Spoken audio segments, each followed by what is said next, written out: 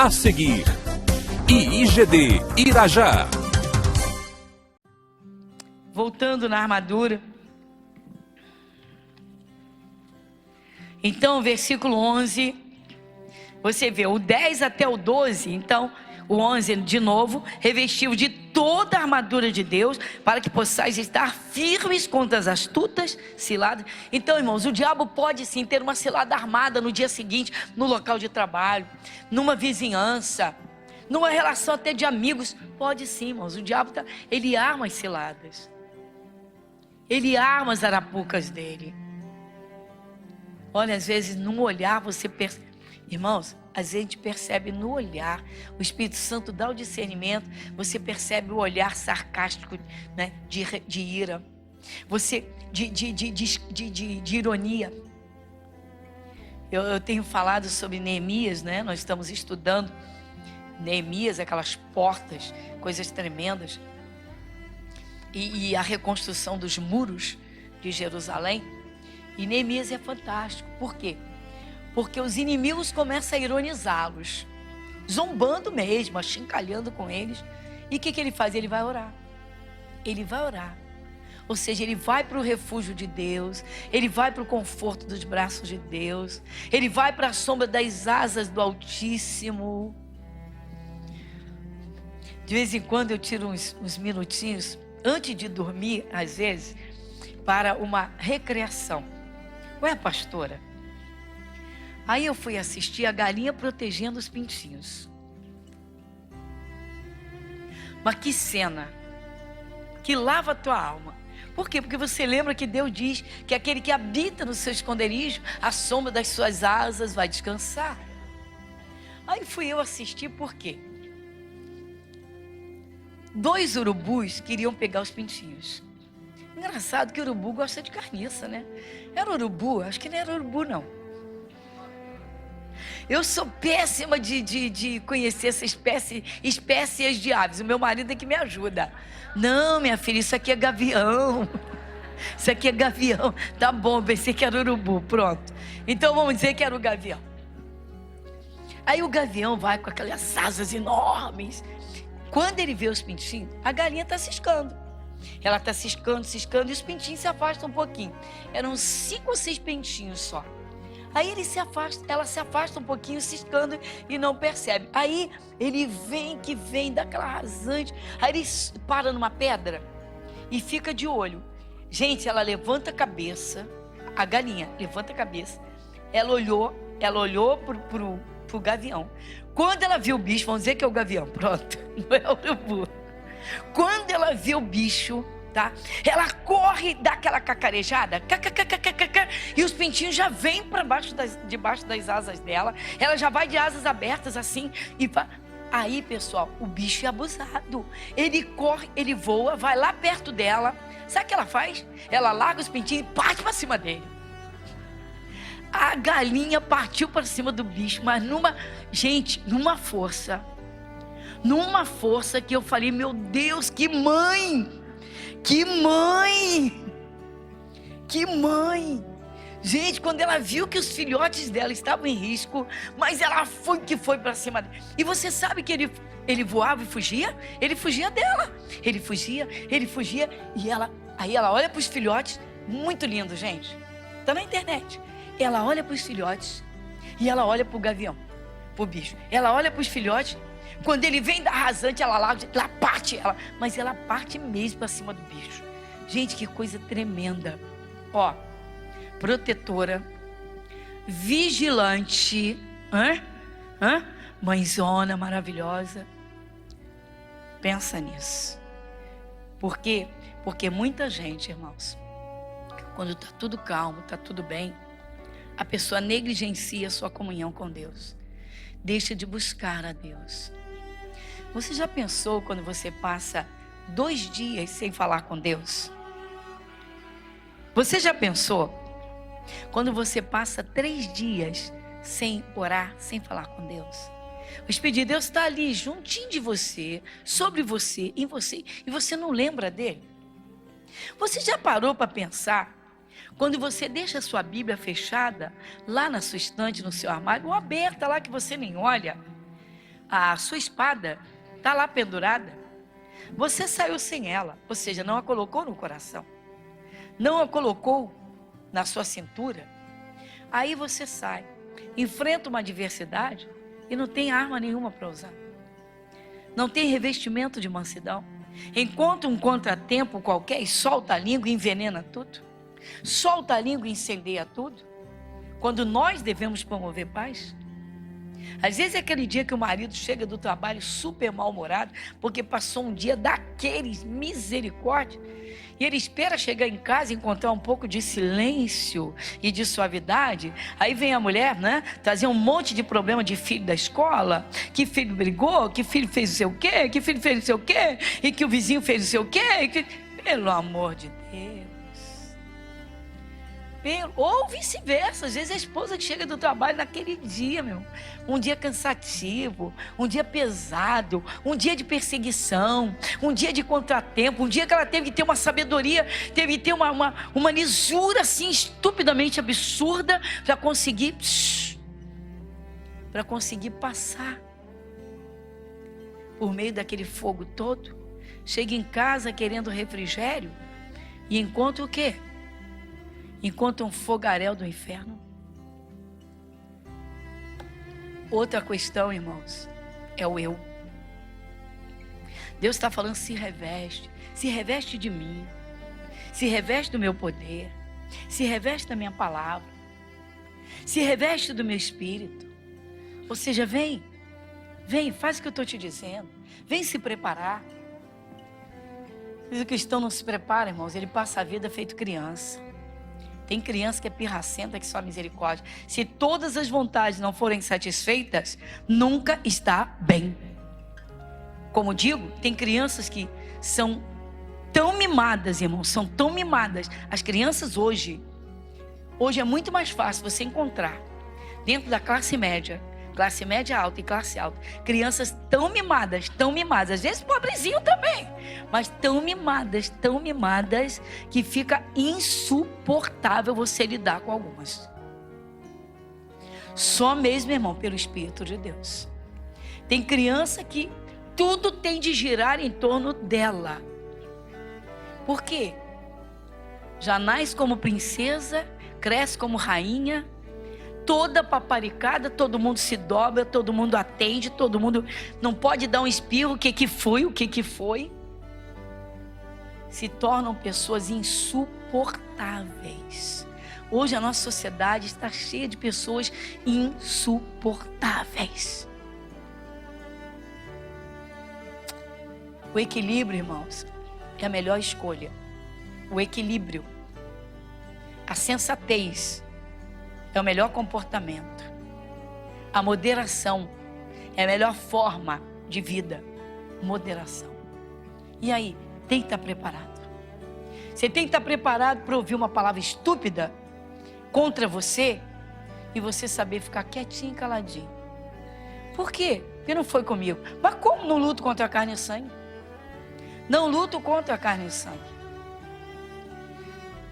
Se o cristão souber viver, ele amanhece o dia bem, com Jesus, e anoitece o dia maravilhoso, cheio do Espírito de Deus. Temos que aprender a viver, e só se aprende verdadeiramente com Jesus. O versículo 12, então: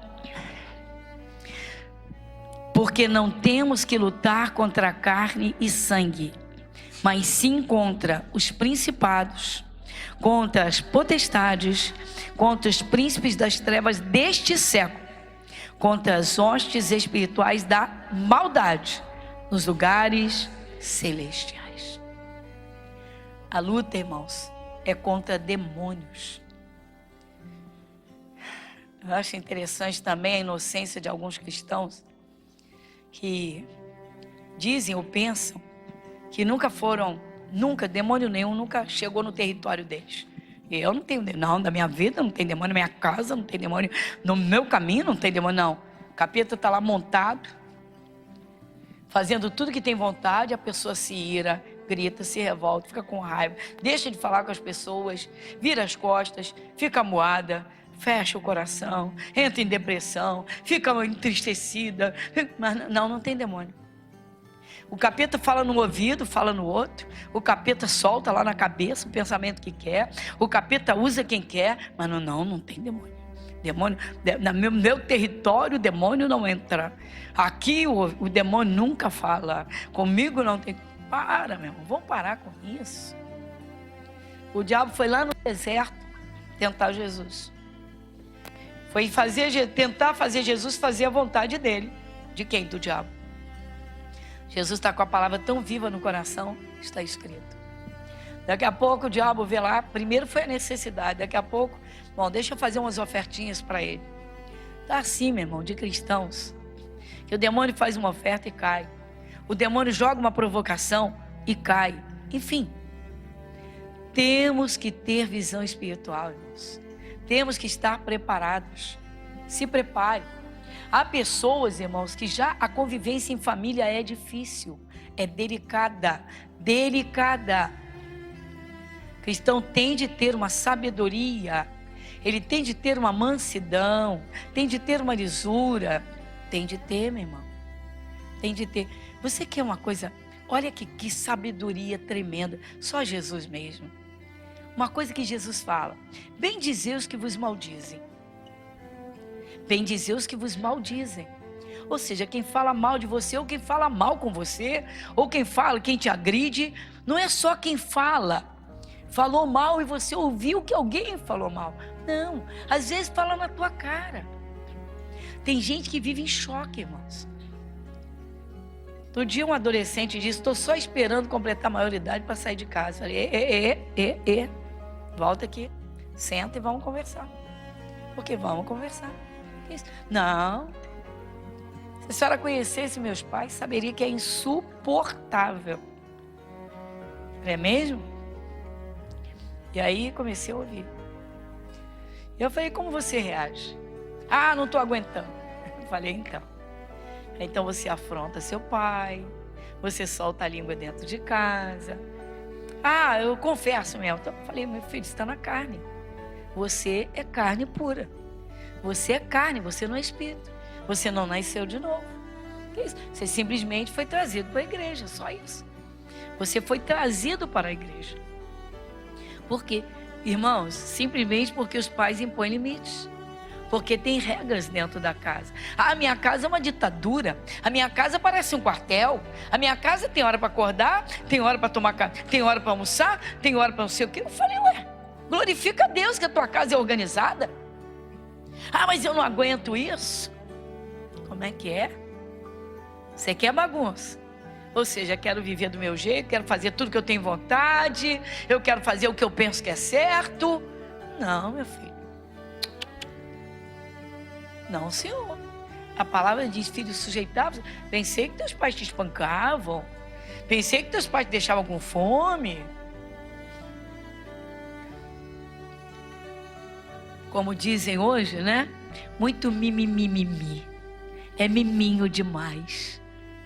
Miminho demais. Meu irmão, você tem que ver como você está criando seus filhos. Tem pais que estão criando os seus filhos, tá? Para serem reis e rainhas fora da presença de Deus.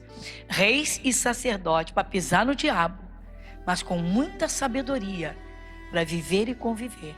Porque o mundo, meu irmão, está cheio de predadores. O mundo está cheio de lobos que estão prontinhos para devorar.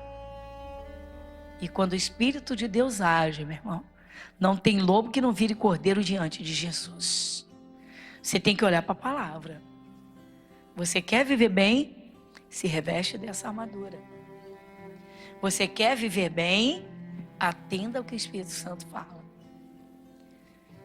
O maior trabalho que o ser humano tem de fazer quando se converte, sabe qual é? É em si mesmo. Tem que reconhecer seus erros. Tem que identificar a sua forma e ver onde tem agido na carne. Para quê? Para começar a agir no Espírito. Então, irmãos, a armadura de Deus é profunda, é tremenda, é um revestimento extraordinário. E como eu disse, muitas vezes o poder opera nas coisas mais simples. ou na forma mais simples? A forma. Antes de conhecer Jesus, nós éramos vasos quebrados. Tem até uma canção que fala sobre isso. E depois que nós aceitamos a Jesus, Ele veio e nos refez. Mas a vontade dele é fazer um vaso novo. Fazer de nós mesmos uma massa nova. Ou seja, conforme a sua vontade. Tem cristão, irmãos, que não aprende a mansidão. E não consegue ser manso. Tem cristão que não aprende a moderar a língua. A dar umas pausas, mantendo a língua dentro da boca. Tem cristão, o Espírito Santo diz em Tiago, e nós lemos, que a língua está cheia de peçonha mortal. A língua do homem natural, ela é cheia de veneno. Você tem que ter isso dentro de você. A língua do pecador é cheia de veneno. Você tem um chefe pecador? Então você lembra sempre disso. Por mais que ele seja educado, a língua dele tem veneno. Vai chegar um dia que ele pode tentar te envenenar. É preciso tomar cuidado. E o que nós devemos fazer? Essa simplicidade, só revestir da armadura. Ou seja, leia a Bíblia, medite na palavra. Vou só estender um pedacinho para a gente concluir esse entendimento do que eu falei. Bendizei os que vos maldizem, lá em Mateus 5. Mateus 5. Mateus 5, 44. O que você lê aqui? Eu, porém, vos digo.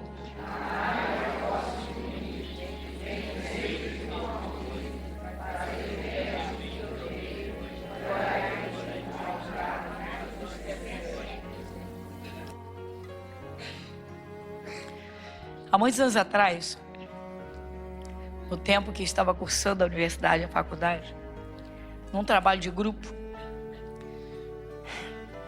a turma arrebentou com o trabalho. Eu soube que o professor soltou a língua no grupo, mas soltou a língua. E a nota foi lá embaixo. Aí ele pediu que esse grupo ficasse para o final. Vai escutando. Quando chegou, e eu sabia que ele era um homem muito maldizente, soltava muito a língua assim para falar mal de aluno, rasgadamente. E eu buscando de Deus. Eu estou lá no grupo. E tinha uma menina que soltava a língua, mas falava e começou a chocar com ele. E criou uma briga, uma contenda tão violenta, que eu me levantei e falei, ó, com licença, mas eu estou fora disso. Aí o professor disse, não, a senhora fica, por favor. Desse jeito, fica. Aí eu falei, olha, a contenda aqui está muito acirrada e eu estou fora disso. Eu não sou de contenda, eu sou de Jesus. Não, eu sei. Bom, chegou um momento em que ele foi rasgar o verbo com a turma, com esse grupo. E aí perguntou assim, alguma dificuldade? Aí eu falei, posso falar? Ele disse, pois não. E eu disse, o problema, professor, é que o Senhor tem um conhecimento extraordinariamente profundo do assunto. E nós não atingimos ainda a 10ª parte, o 10% desse caminho de conhecimento, desse conhecimento que o Senhor entrou.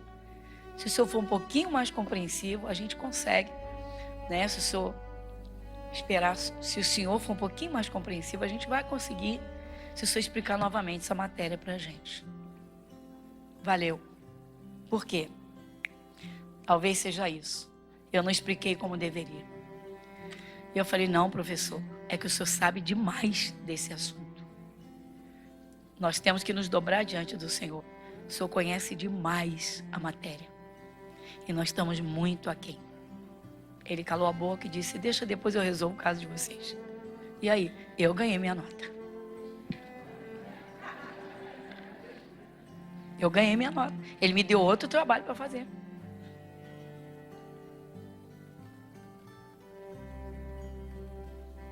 Eu fiz um trabalho individual, ganhei minha nota. Mas eu falei a verdade. O homem de uma sumidade na matéria, mas uma sumidade. Só que ninguém nunca elogiava, todo mundo xingava ele, ofendia, falava mal dele. Eu mostrei para ele a verdade. Eu falei, ó, eu reconheço o senhor. É uma sumidade nesse assunto. O senhor entende demais da matéria e nós não conseguimos alcançar. Eu vou explicar de novo. Me cumprimentou, falei, professor, parabéns, o senhor é muito inteligente.